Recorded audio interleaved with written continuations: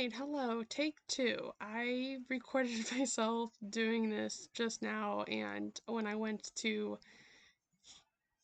check it, I had it on mute. So I did a whole video of just, you can't hear me. So here we go again, take two.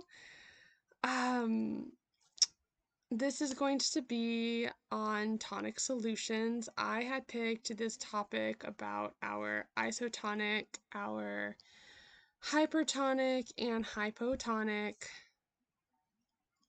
because I myself had a lot of difficulties with this.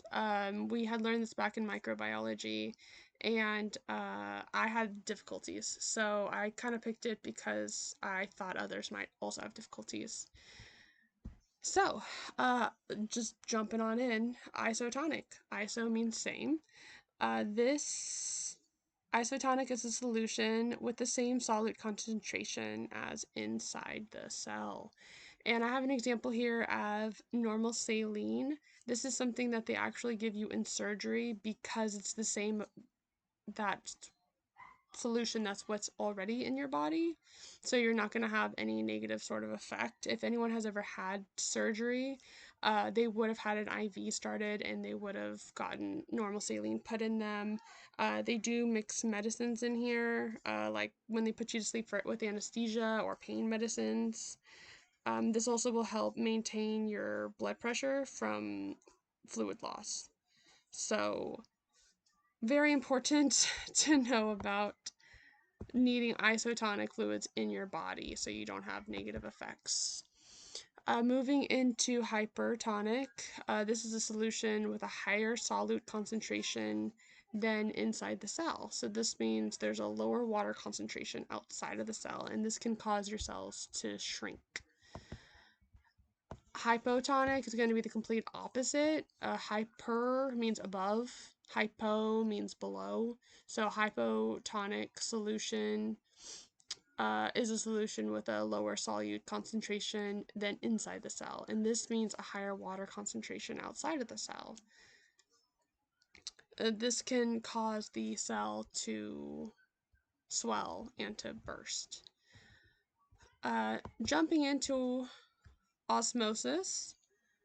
This is the movement of water molecules across a selectively permeable membrane from an area of low solute concentration to an area of high solute concentration. The goal would be to equalize these concentrations on both sides of the membrane.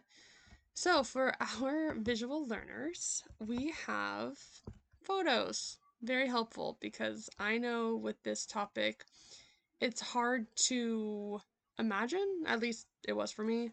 So we have these awesome photos I found online. And we have our isotonic solution here. This is normal, same, this is what we want. Beautiful red blood cells here. And we can see them up here as well. And then, of course, over here. So this is what we want. When we move to what is a hypertonic solution,